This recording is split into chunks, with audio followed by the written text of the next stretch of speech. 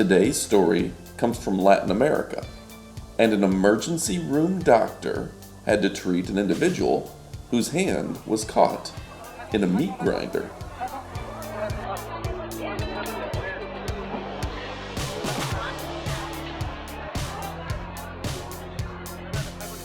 So here is the patient's actual hand upon arrival in the emergency room, and the doctors had to decide whether they needed to amputate or not.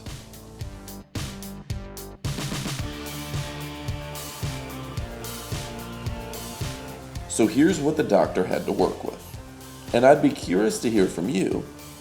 Do you think there's anything they can do other than amputate?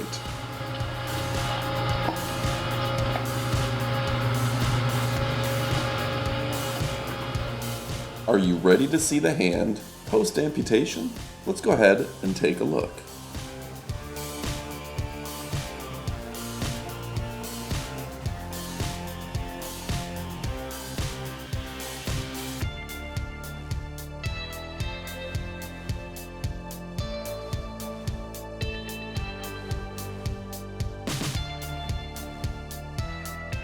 If you think about it, he's actually very lucky that he still has full use of his index finger and his thumb, which will allow him to do a lot of very basic tasks.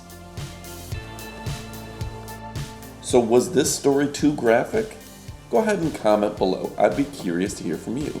Does the medical college family think that we should PG our videos a little bit? Should we self-censor? Or do you like this sort of content? Go ahead and comment below, and thanks for watching. Adios!